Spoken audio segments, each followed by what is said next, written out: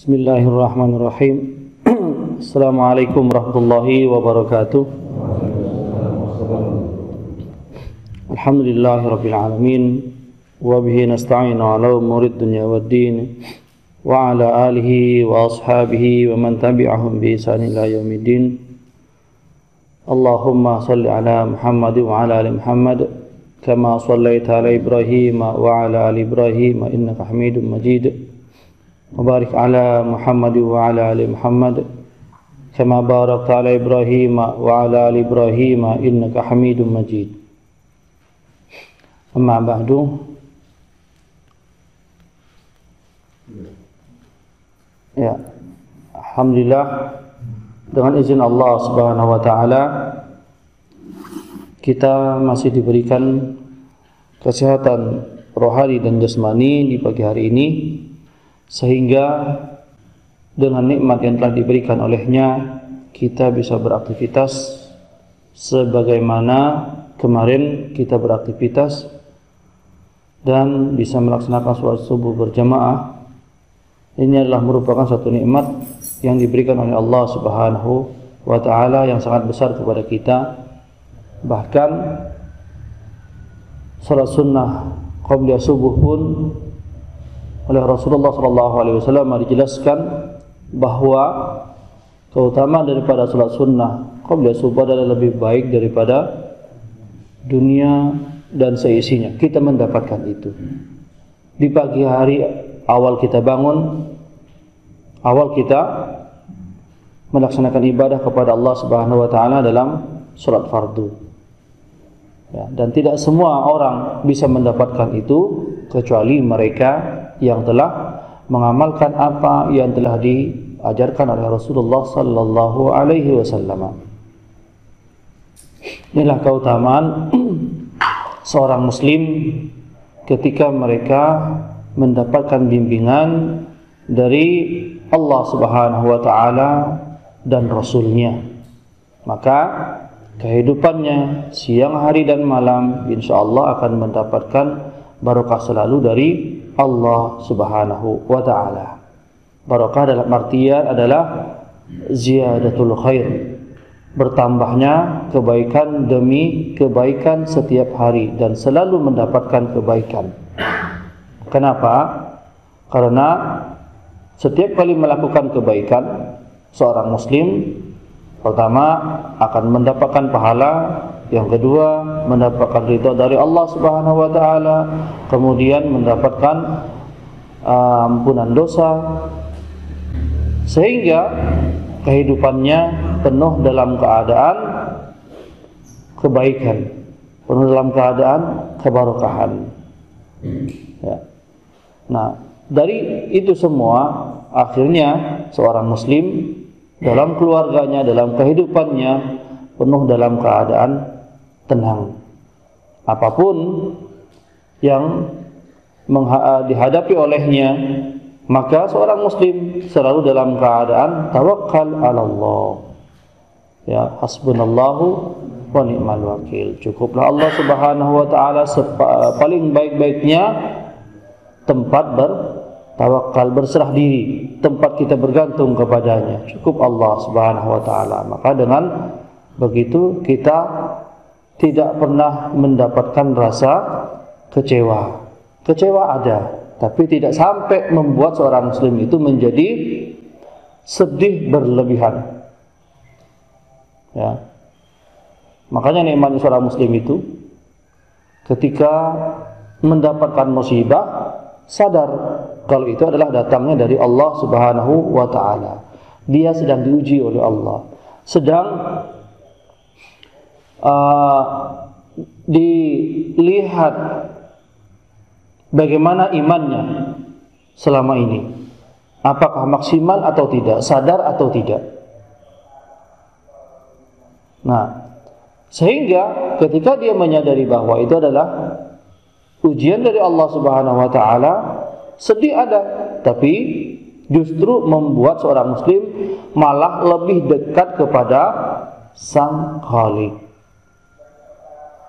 Ketika dia mendekatkan diri kepada Allah Subhanahu wa taala dengan sedekat-dekatnya, di saat dalam keadaan terjepit justru malah menggantungkan dirinya kepada Allah Subhanahu wa taala, sehingga yang dia dapatkan adalah kenikmatan. Beda dengan orang yang tidak beriman kepada Allah Subhanahu wa taala. Ketika dia mendapatkan musibah, maka seakan-akan itu adalah akhir dari segalanya. Selesai urusan dia semua. Nah, inilah yang tidak diinginkan oleh Allah Subhanahu wa taala, oleh Rasulullah sallallahu alaihi wasallam, dan juga oleh Islam. Islam tidak menginginkan kepada pemeluknya mendapatkan sesuatu yang tidak baik. Jadi kita bagaimana? Harus positive thinking dalam segala halnya. Termasuk juga sebagaimana telah tadi dijelaskan awal pengumuman, kenapa sih kita harus berzikir pagi dan petang? Gitu ya. Selama ini kayaknya sama-sama aja. Kemarin, sekarang, dulu sama aja, nggak ada perubahan, gitu-gitu aja. Alhamdulillah sehat-sehat aja. Mereka juga yang nggak zikir pagi sore itu sholat aja nggak, boro-boro zikir gitu kan. Tapi ya gitu-gitu aja, ya kan. Badannya sehat aja, rezekinya lancar aja gitu. Zahirnya kita lihat seperti itu, tapi batinnya siapa yang tahu? Ya kan? Betapa banyak mereka yang dengan datangnya musibah ini, yang sampai sekarang pun wallahu alam, apakah ada politisasi di dalamnya atau bisnisisasi di dalamnya, ya kan? Wallahu alam. Ada yang punya kepentingan, ada yang jadi korban, dan seterusnya. Ya, semoga Allah Subhanahu wa taala segera mengangkat wabah ini dan fitnah ini dari negeri kita tercinta Indonesia, sehingga kita bisa beraktivitas sebagaimana biasa, tidak ada kekhawatiran dalam segala halnya, sehingga kita bisa melaksanakan sholat berjamaah dengan standarnya, yaitu merapatkan shaf sebagaimana yang telah Rasulullah SAW anjurkan, sawwu sufufakum fa inna tasfiyatas sufufi min tamamis shalah. Termasuk juga bisa berkunjung kepada keluarga tanpa ada kekhawatiran. Ketika ketemu bukan hanya mengucapkan assalamualaikum akhi, assalamualaikum wahai saudaraku, assalamualaikum Pak, tapi kita juga bisa berjabat tangan di situ dan seterusnya, ya kan? Ini yang kita harapkan dari Allah Subhanahu wa taala. Ya, karena bagaimanapun ya, segala sesuatu itu tidak mungkin terjadi kecuali atas izin Allah Subhanahu wa taala. Baik ikhwah sekalian yang dimuliakan Allah Subhanahu wa taala, ada dua buah doa yang mungkin kita sering membacanya ketika zikir pagi dan sore, yang mana doa ini aslinya dua, tapi digabung jadi satu di dalam zikir pagi petang itu. Nah, doa ini datangnya dari sahabat Abu Bakrah. Nah, awal mulanya ya tentu Rasulullah SAW yang mengajarkan. Anaknya yang bernama Abdurrahman bertanya kepada ayahnya, "Ya Abah, wahai bapak," kata Abdurrahman. Ya, kata beliau, "Inni asma'u qanat'u kulla wadatin." Saya sering banget mendengar kamu, wahai ayah, membaca doa ya, pada waktu sore sering banget didengar kata anak yang bernama Abdurrahman. Apa doa yang diajarkan oleh beliau? Ya, insyaallah dari doa ini kita akan bahas nanti apa sih keutamaan dari zikir pagi sore gitu. Ya, ambil kesimpulan dari keseluruhannya. Doa yang ada dalam amalannya sahabat Abu Bakar adalah Allahumma afini fi badani, Allahumma afini fi sam'i, Allahumma afini fi basari, la ilaha illa anta. Kemudian Allahumma inni a'udzubika minal kufri wal faqr wa a'udzubika min adzabil qabr, la ilaha illa anta. Nah, ini oleh Nabi dianjurkan untuk diulang sampai 3 kali. Insyaallah pada hafal kalau sudah sering membaca zikir pagi dan petang itu. Nah, dari sini insyaallah akan kelihatan nanti tujuan daripada zikir pagi sore itu. Nah, kemudian kata Abdurrahman tadi,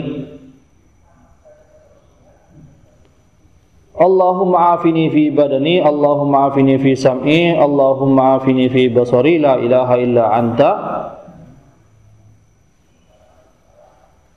Hina tusbih salasan wa hina tumsi salasan. Aku melihat engkau wahai Bapak, saya melihatmu wahai Bapak, kalau pagi membacanya 3 kali. Ketika sore pun saya mendengar Bapak membaca 3 kali. Termasuk kata beliau, Allahumma inni a'udzubika minal kufri wal faqr wa a'udzubika min adzabil qabr. Dibacanya pun sama 3 kali juga kalau pagi hari dan 3 kali di sore hari. Lalu kata bapaknya ini menjelaskan, na'am ya bunayya, iya wahai anakku, inni sami'tu Rasulullah sallallahu alaihi wasallam yad'u bihin, karena saya mendengar Rasulullah sallallahu alaihi wasallam beliau berdoa kepada Allah Subhanahu wa taala dan berzikir dengan zikir ini. Nah, sehingga kata beliau, fa ana uhibbu an atasanna bi sunnati, karena itu saya senang mengamalkan apa yang telah dilakukan oleh Rasulullah sallallahu alaihi wasallam, sehingga saya ingin melaksanakan sunnah itu. Karena saya mendengar Rasulullah sallallahu alaihi wasallam membaca ini di pagi hari dan sore hari, masing-masing 3 kali. Ikhwah sekalian yang dimuliakan Allah Subhanahu wa taala, di sini diriwayatkan oleh Imam Abu Daud dan An-Nasa'i dengan hadis hasan. Nah, apa hikmah dibalik 2 doa yang aslinya terpisah kemudian digabung menjadi 1, karena masing-masing sama? Ternyata subhanallah luar biasa isi kandungan dari doa yang diajarkan oleh Rasulullah sallallahu alaihi wasallam. Apalagi dalam kondisi seperti saat ini. Yang pertama beliau, kita lihat maknanya, beliau mengajarkan kepada kita sebuah doa, Allahumma afini fi badani, Allahumma afini fi sam'i, Allahumma afini fi basari, la ilaha illa anta. Ya Allah, berikanlah keselamatan pada tubuhku. Kemudian, ya Allah, berikanlah keselamatan kepada sam'i, pendengaranku. Kemudian, Allahumma afini fi basari, ya Allah, berikanlah keselamatan dan kesehatan kepada penglihatanku. Tiada sesembahan yang berhak disembah kecuali Engkau, ya Allah. Ya, kita bahas dulu ini. Yang pertama, permohonan beliau adalah Allahumma afini fi badani, ya Allah, berikanlah selalu kesehatan dan keselamatan kepada tubuhku. Apakah beliau kondisinya lemah pada waktu itu? Tidak.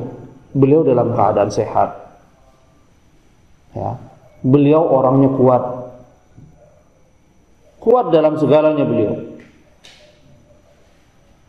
Dan walaupun begitu, beliau masih tetap memohon kepada Allah Subhanahu wa taala dengan cara berdoa, mengamalkan doa ini.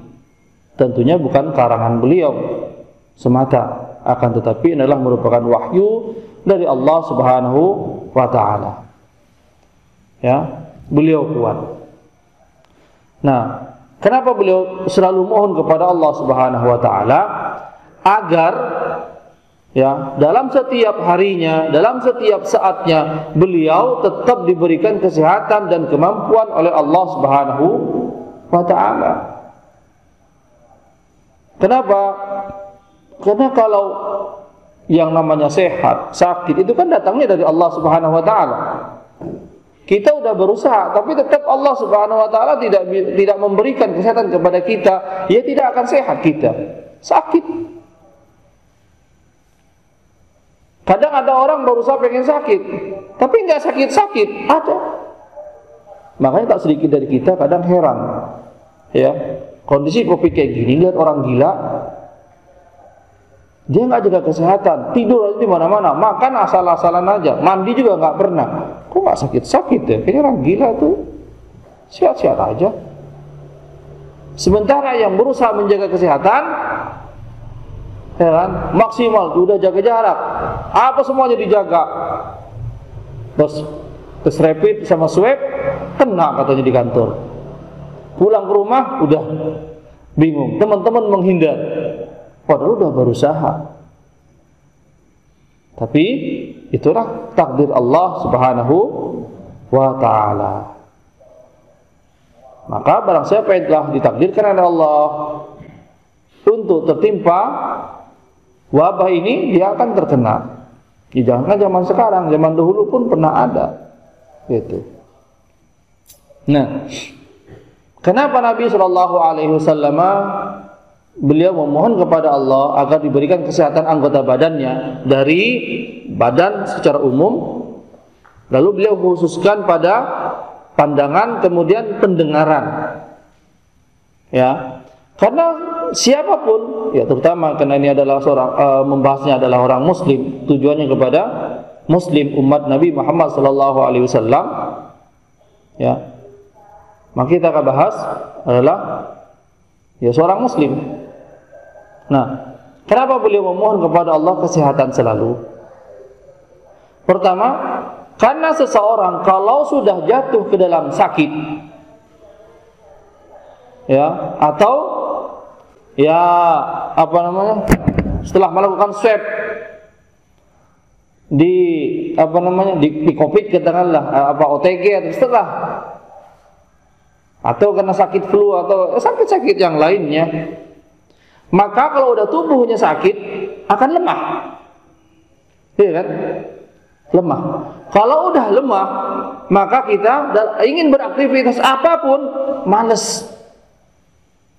Mau bekerja malas, padahal itu kewajiban. Ya, memberikan nafkah kepada keluarga.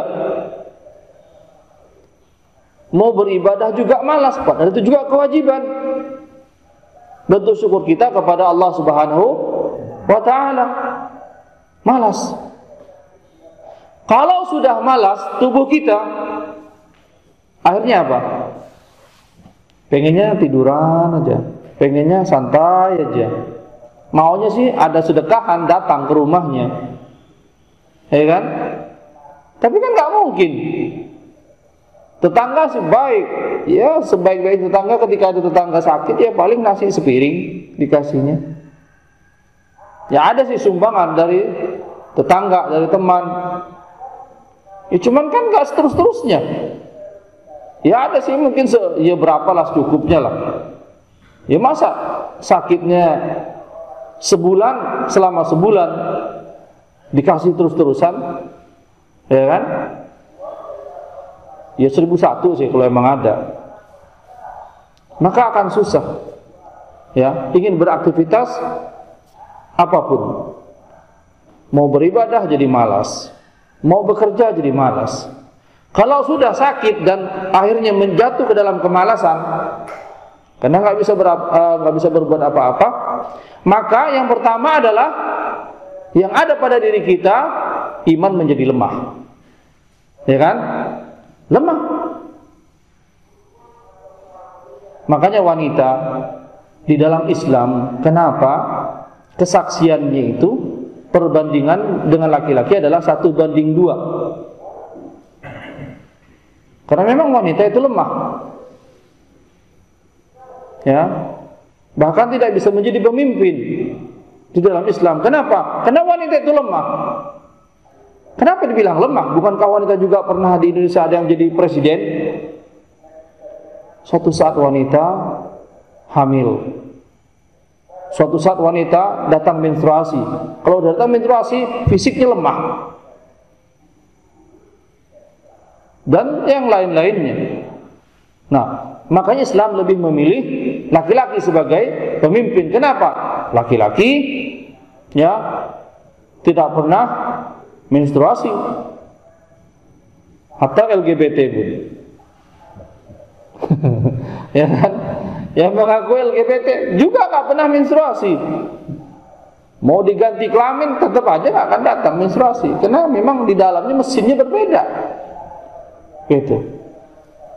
Sehingga apa? Fisiknya laki-laki tetap fit, sehat. Tinggal menjaga kesehatan aja. Ya, laki-laki nggak pernah melahirkan, sehingga fisiknya tetap kuat. Makanya Allah memilih pemimpin itu laki-laki. Laki-laki kalau digertak mikir sebentar, tapi nanti akan bertindak apapun yang bisa dia lakukan.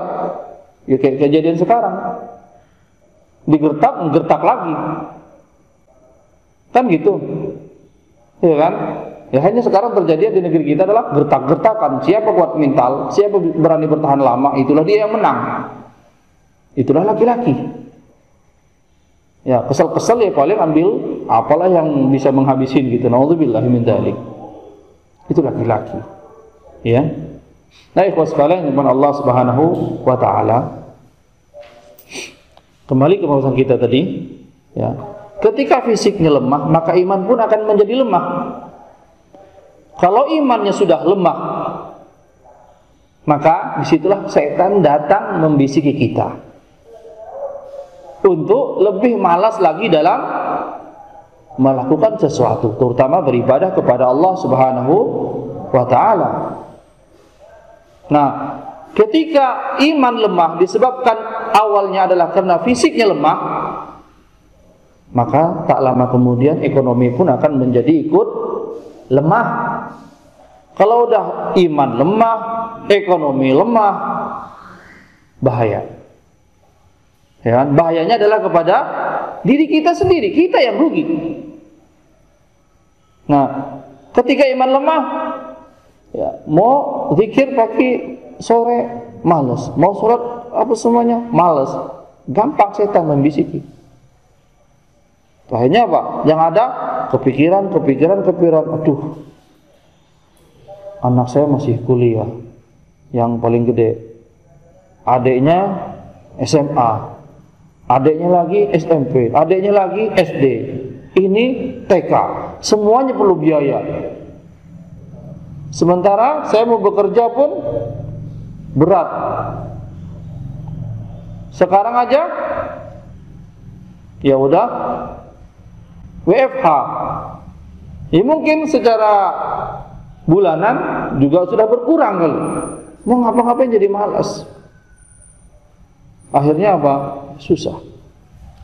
Ya, yang kita harapkan akhirnya bantuan dari orang lain. Ketika bantuan dari orang lain datang, aduh, sesama muslim susah banget kayak gini. Gimana? Maka tak sedikit dari orang muslim ada di antara mereka yang menggadaikan imannya dengan mudah. Ada yang ditukar dengan supermi 1 dus plus 50.000 ataupun 100.000 di atasnya, siap digadaikan. Dalam kondisi darurat mau gimana Ustaz katanya. Inilah pentingnya bagi kita berdoa kepada Allah Subhanahu wa taala agar ya selalu diberikan kesehatan setiap saat kita. Ya, tapi kan manusia ada waktunya sakit. Iya, ada waktunya sakit. Sengaja oleh Allah Subhanahu wa taala diberikan sakit. Ya. Sengaja oleh Allah. Tujuannya apa? Ya biar kita ingat kepada Allah, nikmat sehat itu mahal. Yang memberikan kesehatan itu Allah Subhanahu wa taala. Minta kepada Allah. Nah, yang kita harapkan walaupun kita jatuh dalam keadaan sakit, gimana caranya agar Allah Subhanahu wa taala ya pertama memberikan kesembuhan segera. Kemudian iman kita tetap kuat, bertahan. Dalam keadaan sakit, Allah Subhanahu wa taala tetap memberikan kemudahan dengan kemudahan-kemudahan yang lainnya, apapun itu bentuknya. Karena yang menggerakkan semuanya itu adalah Allah Subhanahu wa taala. Ini kesehatan badan. Kemudian yang beliau minta kepada Allah Subhanahu wa taala adalah fi sam'i, kesehatan pendengaran. Nah, pendengaran ini sangat penting. Ya. Kenapa? Karena kalau pendengaran kita bermasalah, maka hidayah, ilmu, apa-apa semuanya jadi susah. Ya. Apa-apa jadi susah. Kita bisa ngomong karena kita bisa mendengar, ya kan? Karena bisa mendengar. Dengan mendengar, kita bisa mendapatkan informasi. Kita bisa mendapatkan ilmu. Tapi kalau enggak bisa mendengar, berat. Ya. Kita mau bekerja pun jadi susah. Bayangkan. Ya, ketika teman kita manggil, harus datang ke hadapan dia ngasih pakai bahasa isyarat begitu. Ya kan? Susah. Maka saya ada teman yang pendengarannya kurang. Sebetulnya saya memerintahkan kepada dia, karena dia waktu itu di masjid, posisinya di sini, kipasnya dia mati di atasnya itu. Yang di tempat lain kipas angin nyala. Saya minta kepada dia, coba itu tolong dimatikan kipas angin itu. Kamu kan di dalam masjid, saya di luar. Itu kipas dimatikan. Kalau kamu ingin nyalain kipas angin, nyalain aja di atas kamu. Nah, akhirnya sama dia dimatikan saja, ininya nggak dinyalain. Kenapa? Ya karena salah dengar, gitu. Dan di tempat lain sama dia yang diputar.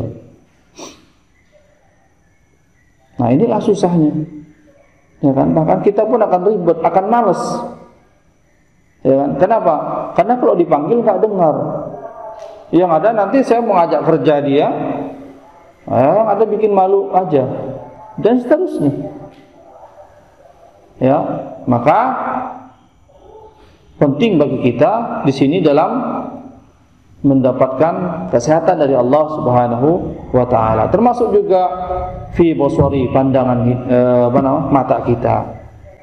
Karena ini merupakan nikmat yang sangat besar yang diberikan oleh Allah Subhanahu wa taala. Ya. Kalau kita enggak bisa mendengar tapi bisa melihat, masih mending. Bisa melihat, nah, makanya beliau ke sini kan mendahulukan pendengaran dibandingkan dengan penglihatan.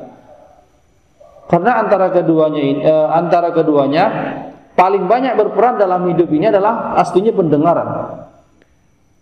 Ya.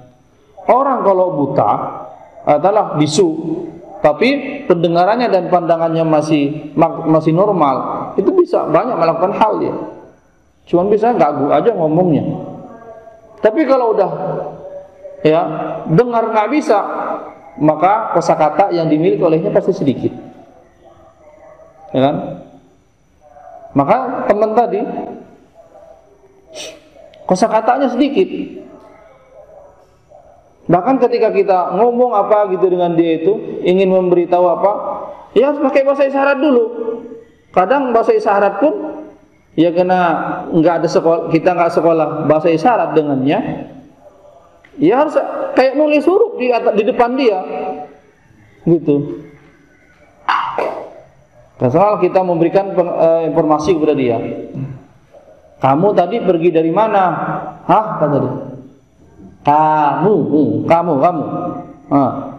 Pergi dari mana? Gini lagi. Hah? Karena nggak mendengar. Kan kesel juga kitanya kalau lama-lama. Setiap kali menginformasi harus ngulang berkali-kali pakai bahasa isyarat, pakai tunjuk-tunjuk, pakai gerakan, susah. Ya, kesian, tapi kesel tapi kesian gitu. Ya, mau bantu kayak gini, ya sehingga kalau ada apa-apa berat. Nah, kemudian pandangan. Kenapa beliau dahulukan pendengaran dibandingkan pandangan? Karena pendengaran jauh lebih penting. Orang kalau gini, saya juga pernah bawa jemaah dulu. Beliau buta dari kecil. Kemudian sampai pada umur 18 tahun kata beliau. Saya ya di daerah Kediri, kena lingkungan saya itu banyak orang Kristen kata dia. Ya saya biasa main ke gereja, tapi pendengarannya bagus. Ikut teman main ke gereja dan saya hafal nyanyian-nyanyian di gereja kata dia. Dan nggak ada yang mengarahkan saya, orang tua saya juga cuek kata dia. Ya sudah, saya main dan saya hafal nyanyian-nyanyiannya. Hidayah belum masuk kepada saya. Suatu ketika kata dia, ada teman saya satu kampung. Dia masuk ke pesantren tahfidz di daerah Jawa itu juga. Ketika dia pulang, bacanya Masya Allah bagus banget kata dia. Bacaan Al-Qur'annya, tartilnya bagus. Pertama kali saya mendengar, hati saya berdebar-debar dan terenyuh mendengar bacaan itu. Bacaan apa itu kamu? Kok bagus banget kamu tadi bacaan. Baca apa sih? Kata dia, kata temannya, enggak, saya enggak baca apa-apa. Hanya murojaah Al-Qur'an aja kata dia.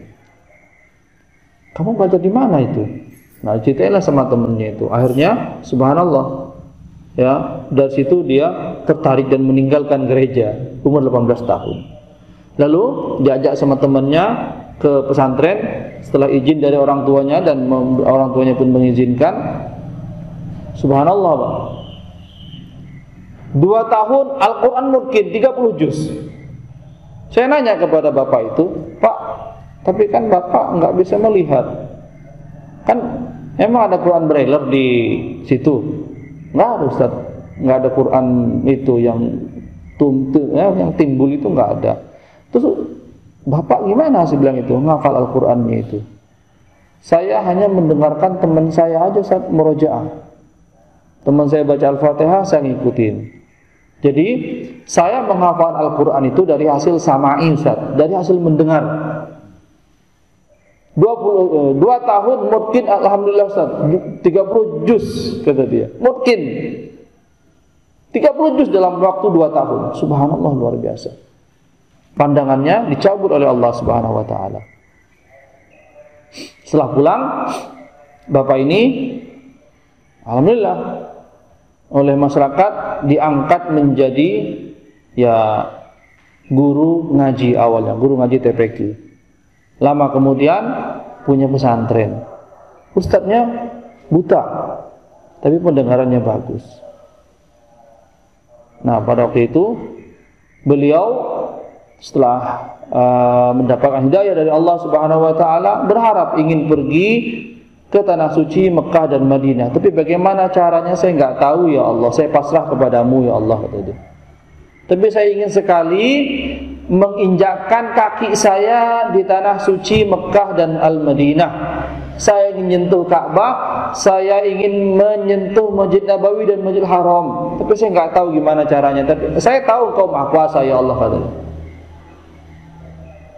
Nah, suatu ketika ada kontraktor besar datang ke tempat beliau, mohon doa karena lagi ada proyek besar, kata dia. Hanya kata Ustaz Bapak ini, ya saya terima dia sebagai tamu, dia minta didoakan supaya menang di dalam tender itu, ya alhamdulillah. Ya saya doakan sekedarnya aja, kata dia. Lalu sebulan kemudian, subhanallah, Bapak ini menang tender, mendapatkan 9 miliar katanya gitu. Akhirnya kontraktor ini datang ke rumahnya menawarkan umroh. Subhanallah, kata Bapak itu. Beneran Pak? Iya, tapi gimana? Saya nggak bisa pergi sendirian ke sana Pak, kecuali Bapak mencarikan pendamping untuk saya. Kalau ada, kalau Bapak mau silahkan, tapi kalau nggak usah, nggak apa-apa. Subhanallah, kontraktor ini pun bentuk terima kasihnya dia kepada beliau. Dicarikanlah seorang teman yang mau mendampingi beliau. Setelah datang menemui beliau, ternyata itu wali santrinya. Dan alhamdulillah sampai ke sana. Ketika nyampe di sana di Madinah, saya tanyakan kepada beliau, ya karena beliau ustadz, hanya saya panggil ustadz, saya bilang itu, ada nggak antum berharap kepada Allah? Antum kan sekarang ada di Madinah, besok di Mekah. Berharap kepada Allah agar pandangan antum dikembalikan normal, bisa melihat sebagaimana biasa. Kata beliau, tidak Ustaz, saya tidak mau. Berharap kepada Allah biar tetap mata saya buta, tapi telinga saya bisa mendengar. Kenapa begitu Pak Ustaz? Nanti kalau mata saya bisa melihat, saya khawatir nanti melihat maksiat saya. Dengan kondisi seperti ini, saya terbebaskan dari maksiat. Lalu yang saya dengar hanyalah ya kalimat-kalimat baik. Khawatir nanti di yaumil qiyamah saya ditanya pandangan saya, katanya. Subhanallah, luar biasa. Apa? Pendengarannya masih bagus. Ya, hikmah di balik ini. Ya. Kalau mata bagaimana? Ya masih bisa pakai tongkat. Ya kan? Tapi berharap kepada Allah Subhanahu wa taala ya agar kita tetap diberikan nikmat ini. Tiga-tiganya, sehat badan, kemudian sehat pendengaran, sehat juga pandangan. Nah, makanya Nabi SAW setelah diberikan tiga-tiganya ini, sehat badan, sehat pendengaran, kemudian sehat pandangan, memuji Allah Subhanahu wa taala, la ilaha illa anta. Tiada sesembahan yang berhak disembah kecuali Engkau ya Allah. Tujuannya apa? Ya, memasrahkan ibadahnya, hidupnya hanya kepada Allah Subhanahu wa taala, bentuk rasa syukur beliau kepada Allah Subhanahu wa taala. Nah, kemudian kenapa beliau ketika mengajarkan kepada Abu Bakrah menggabungkan dua doa antara Allahumma afini fi badani, Allahumma afini fi sam'i, Allahumma afini fi basari, la ilaha illa anta, dengan Allahumma inni a'udzubika minal kufri wal faqr wa a'udzubika min adzabil qabr. Ya Allah, ya kan, aku berlindung kepadamu dari kekufuran dan kefakiran dan azab kubur. Tiada sesembahan yang berhak disembah kecuali Engkau ya Allah. Kenapa beliau gabungkan? Ya, pertama Allahumma inni a'udzubika minal kufri wal faqr. Ya Allah, aku berlindung kepadamu dari kekufuran dan kefakiran. Nah, korelasi antara kedua doa ini adalah siapapun dia dari seorang muslim, ya, ketika badannya sakit, ya, kemudian ya telinganya tidak bisa mendengar, matanya buta, tidak bisa melihat, fisik lemah, ya, iman lemah sangat rentan sekali tertimpa kekufuran. Ya, saya pernah mendapatkan cerita lama sih sebetulnya, di YouTube juga ada cerita seorang ustadzah yang berada di Bekasi. Saya mendapatkan cerita ini dari Ustadzah Irene Handono. Ya, beliau mantan biarawati kan, itu di YouTube ada. Kata beliau, mendapatkan cerita dari jemaahnya, ada sebuah majelis ta'lim di Bekasi, ya, majelis ta'lim ibu-ibu. Nah, ustadzah ini saking sibuknya mungkin berdakwah, tapi lupa mendidik anaknya. Sehingga Allah Subhanahu wa taala uji ibu ini dalam keimanannya. Ibu ini jatuh sakit, kena kanker payudara, ganas. Sementara anak dilupakan oleh orang tuanya tadi. Lalu dapatlah pasangan, ya, pacar begitu, non muslim. Sampai pada akhirnya biaya pun sudah habis untuk mengobatin, tapi tak kunjung sembuh juga. Apa boleh buat? Anak pun harus bertindak. Ternyata dia cerita kepada pacarnya tadi yang non muslim, dia siap memberikan bantuan atas nama gereja. Betul, ditawarin dan disuguhkan, siap kami membantu, tapi dengan syarat, karena ini datang dari gereja, majelis taklimnya ibu kan nggak ngasih apa-apa. Bahkan sekarang sudah nggak dipanggil lagi, karena udah sakit, bantuan sudah habis, tapi nggak kunjung sembuh juga. Ada tawaran dari gereja, tapi dengan syarat ibu harus masuk Kristen. Berat awalnya, tapi sakit makin parah, makin hari makin parah. Mau nggak mau, anak pun harus menawarkan itu kepada ibu. Tapi tidak sampai di situ saja. Ternyata pacarnya tadi yang Kristen minta kepada anaknya, gini aja dah, biar kamu benar-benar yakin, kamu saya nikahin, tapi ala Kristen, karena saya Kristen. Kamu sayang dengan ibu kamu. Iya. Lalu dia nikah, kemudian ibunya diobatin. Ibunya belum masuk Kristen, masih bertahan, walaupun didesak oleh sang anak. Tapi anaknya akhirnya masuk Kristen, lalu ibunya pun diobatin ke rumah sakit, ya, rumah sakit yang punya mereka lah begitu. Bantuan atas nama gereja.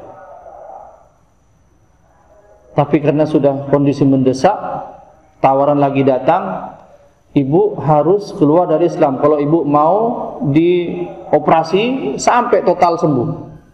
Iman sudah lemah, ya kan, fisik sudah lemah. Iya, saya keluar dari Kristen. Saya keluar dari Islam. Akhirnya, ya, ibu ini qadarullah dipanggil oleh Allah Subhanahu wa taala. Ketika dipanggil, ya kan, lalu dikafani dengan kain warna merah. Katanya sih kalau kain kafannya warna merah, kalau di istilah mereka itu, kata Ustaz Irene Handono itu, ya, menunjukkan bahwa orang ini mu'allaf kan begitu, pindah agama dari agama lain kepada agama tersebut. Tapi ternyata di situ juga dibiarin, katanya nggak diurusin. Lalu anaknya bingung, ya kan, ibu saya mau diapain, gimana? Nggak ada yang ngurus, katanya. Na'udzubillahi min dzalik. Dan ini kisah nyata yang diceritakan oleh Ustazah Irene Handono. Ya udah lama kejadiannya.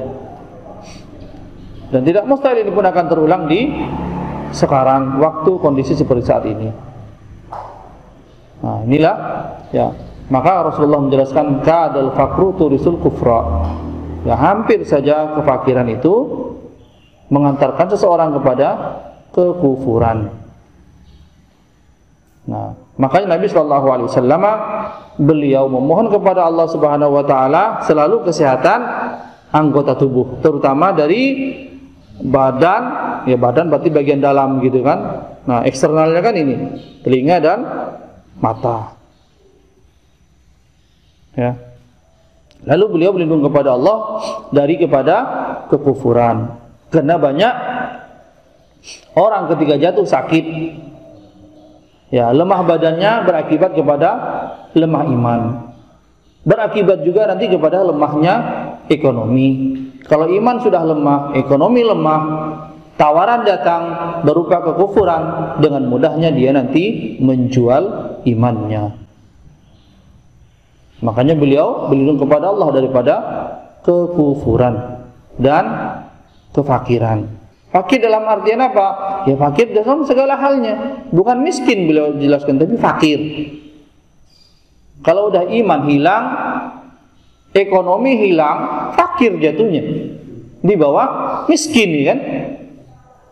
Nah, inilah bahayanya. Ya.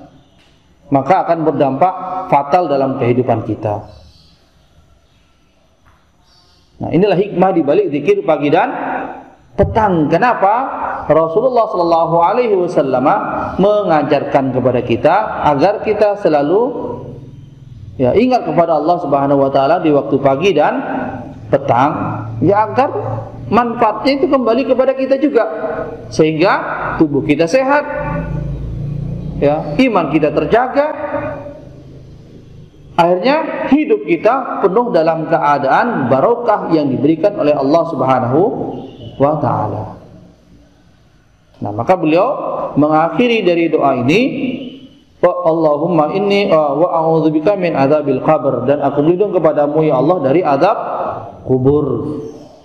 Ulama menjelaskan bahwa azab kubur adalah merupakan awal dari neraka, ya, awal dari siksa neraka. Syekh Abdul Razak belum menjelaskan dalam kajiannya kalau di Roja itu, kenapa Rasulullah di sini hanya berlindung kepada azab kubur, kok enggak azab neraka disebutkan juga, atau azab neraka sekali aja, enggak pakai azab kubur. Beliau menjelaskan karena apa?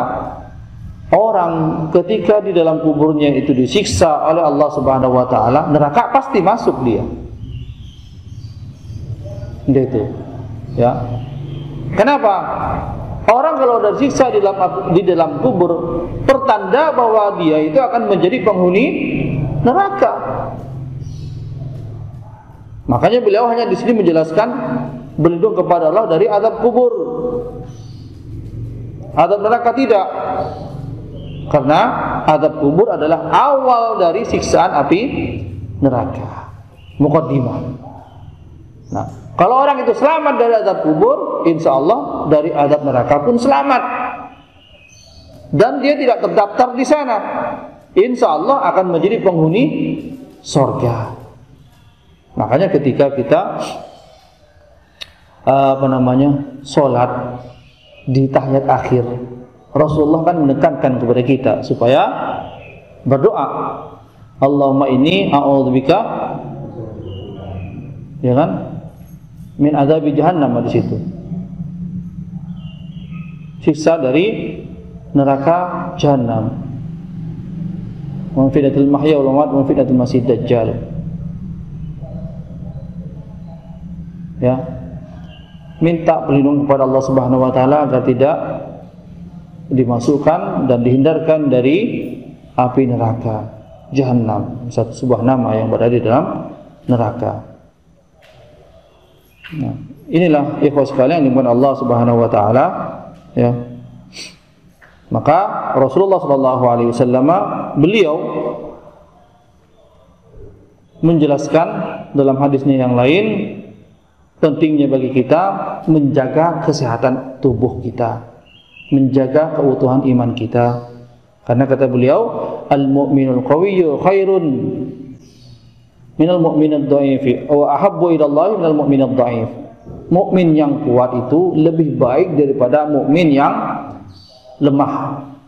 Karena mukmin yang kuat lebih dicintai oleh Allah Subhanahu wa taala dibandingkan mukmin yang lemah.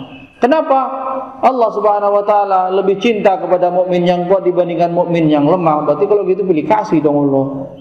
Kan dia kita lemah juga datangnya dari Allah. Bukan kita yang ingin. Ya. Karena orang mukmin yang kuat dia bisa banyak melaksanakan aktivitas, banyak memberikan manfaat. Ya, baik untuk dirinya dan juga orang lain.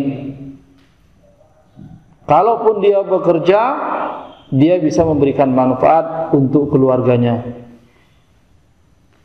Ya, dia menghasilkan banyak, bisa memberikan juga untuk orang lain. Kalaupun dia beribadah, ibadah bisa maksimal. Tapi yang lemah, ibadahnya enggak maksimal, mencari nafkah pun enggak maksimal. Akhirnya, ya, kalau dia menjadi pemimpin dan pemimpinnya lemah dalam keluarga itu, ya keluarga pun yang lainnya akan ikut lemah. Bapak kalau udah lemah di dalam rumah tangga, kesian. Ya. Oleh istri pun nanti akan diomelin terus kan. Akhirnya apa? Suami takut istri jadinya. Betapa banyak kadang bapaknya yang lemah, anaknya malah menjadi membangkang. Anaknya jadi berani kepada orang tuanya melawan. Kenapa? Lemah bapaknya. Coba kalau bapaknya kuat, anaknya takut. Bisa aja bapak lemah, anak tetap taat kepada orang tua. Kapan? Kalau imannya dia bagus, ngerti kewajiban dia sebagai seorang anak dan haknya dia kepada orang tua. Berarti kan ada iman di situ kan? Iya. Ya, tapi kan dia Ustaz enggak pernah sholat, baik kepada orang tuanya, tapi enggak pernah mendoakan jadinya.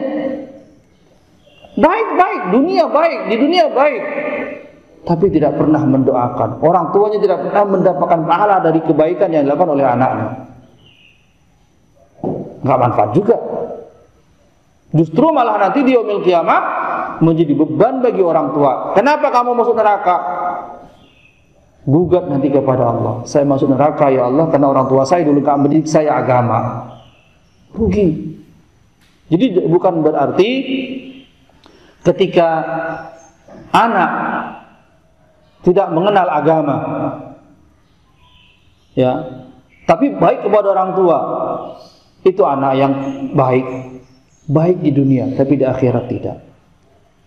Baik secara materi, tapi memberikan kebaikan kepada orang tuanya tidak maksimal, ya, hanya berupa materi. Anak yang soleh, ya, maka dia akan memberikan manfaat yang banyak kepada kedua orang tuanya.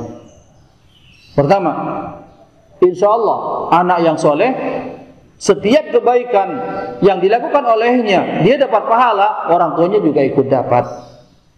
Kenapa?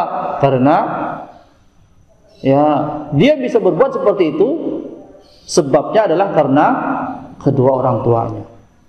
Dan tidak mustahil juga anak yang soleh pasti akan mendoakannya dimanapun dia berada, dan akan menjadi penghibur orang tuanya di saat dia tua. Ya. Inilah pentingnya bagi kita menjaga keluarga yang kuat tadi itu. Ya, kuat dalam segala halnya, kuat hartanya, kuat imannya. Ya.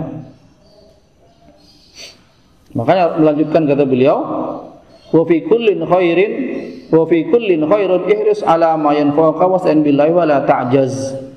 Fa in asabaka syai'un fala taqul law anni fa'altu kana kadza wa kadza, walakin Qul qaddarallahu wa ma syaa fa'al. Lanjutnya beliau adalah di dalam segala sesuatunya itu adalah baik memang.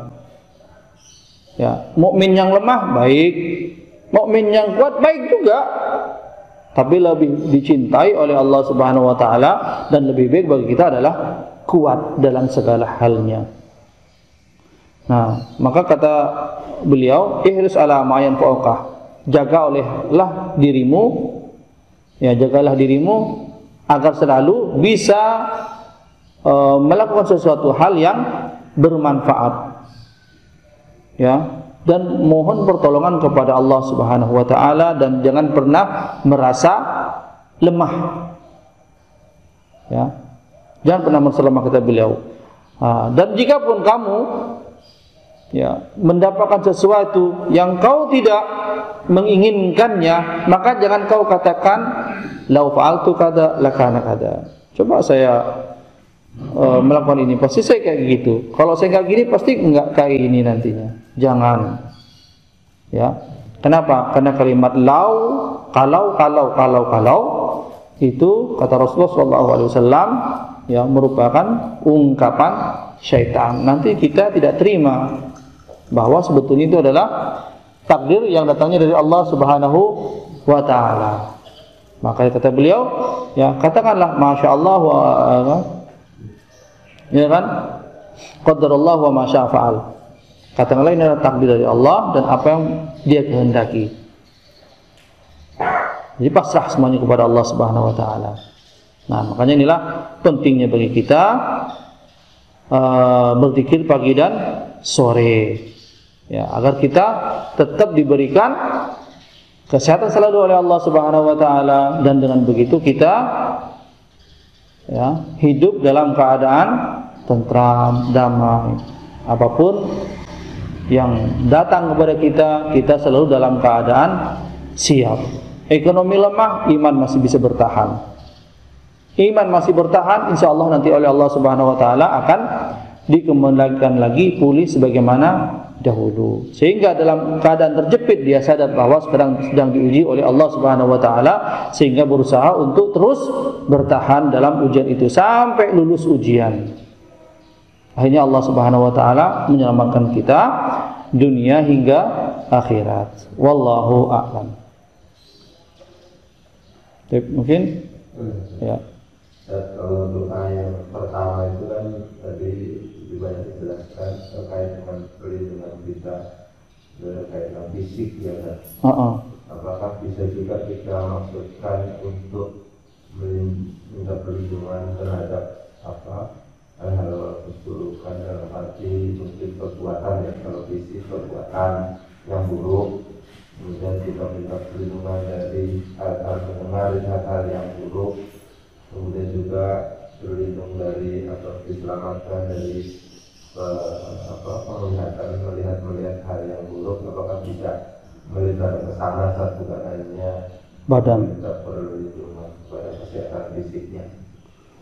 Ya, makanya zikir pagi dan sore itu kan variasinya banyak, Pak. Ya kan, banyak variasinya. Ya.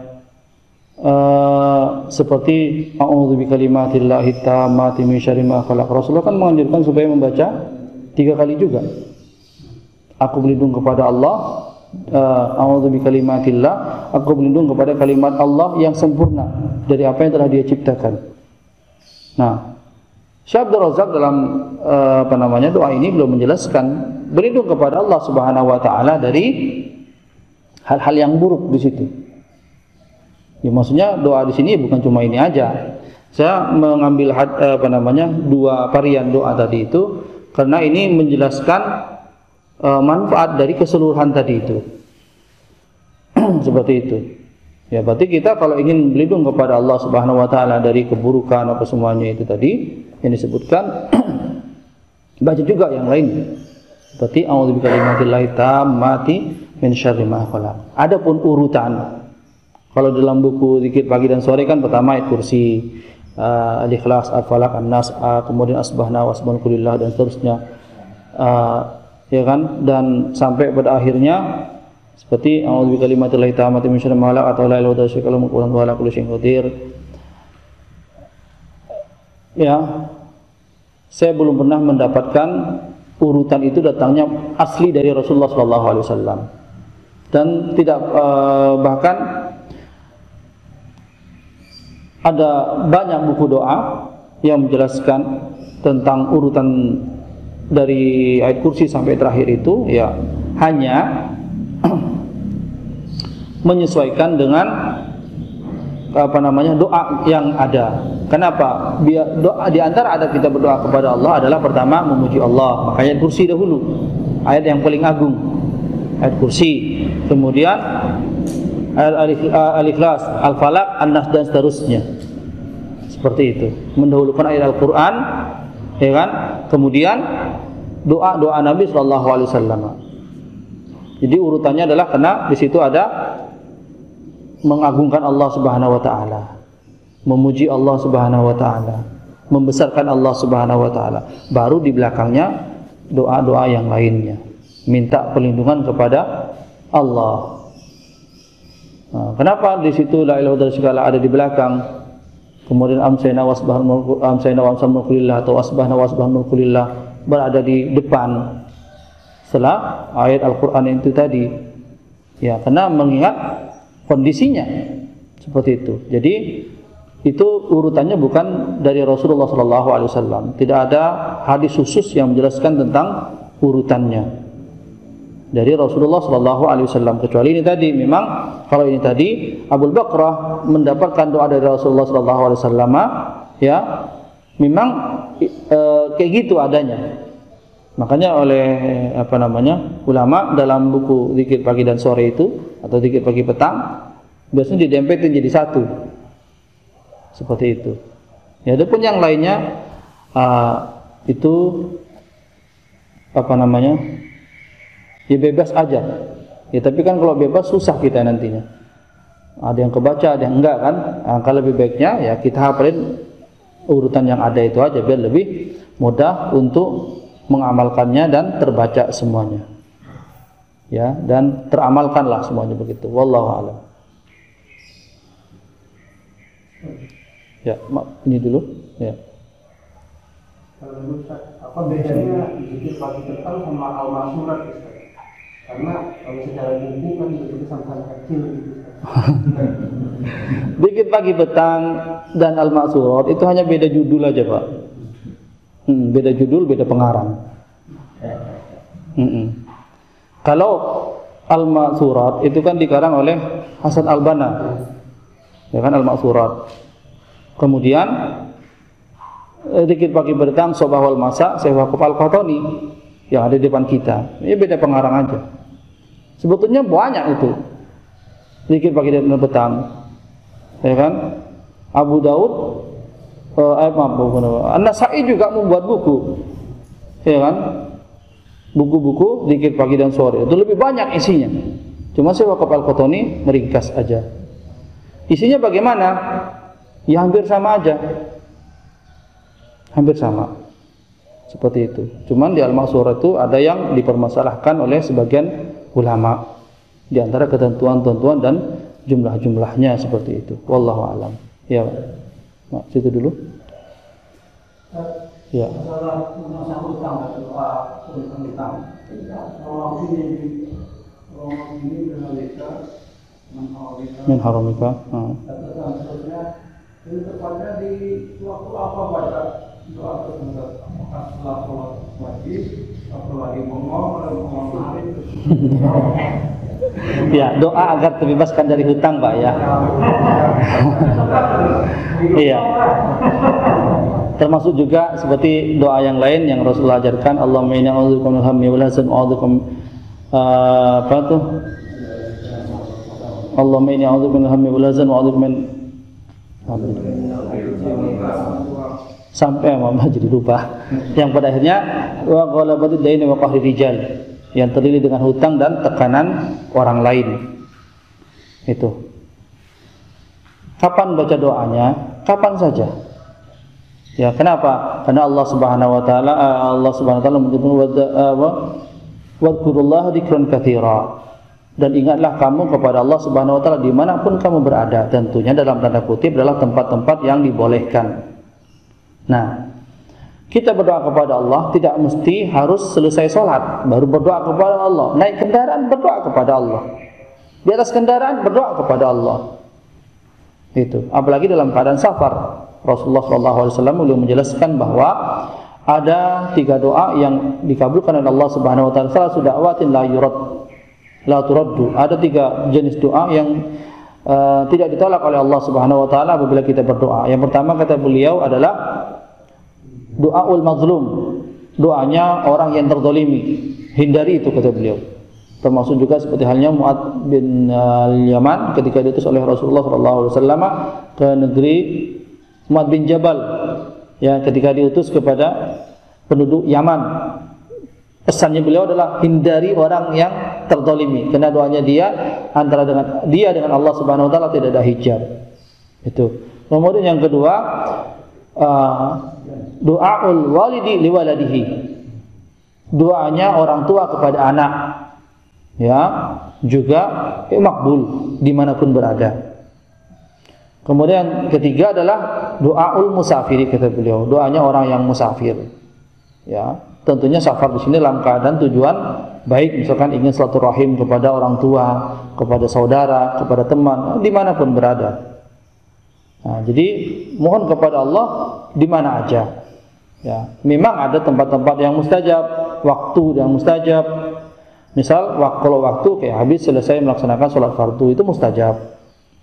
Silakan angkat tangan, silakan doa masing-masing. Ya, minta kepada Allah apa yang sedang dihadapi. Agar dimudahkan. Ada waktu yang itu waktu kayak Jumat atau sore ketika Jumat, ada hadisnya Rasulullah SAW yang menjelaskan tentang hal itu. Kemudian masalah tempat, ya, tempat kalau di kita memang jarang dan nggak ada tempat kita tempat yang mustajab kecuali di tanah suci sana, di Masjidil Haram, Masjid An-Nabawi. Ketika musim haji di Arafah, Mina, Musdalifah jadi yang mustajab seperti itu. Ya, jadi doanya kapan saja boleh Pak. Yang penting tempatnya tempat yang tidak dilarang. Gitu.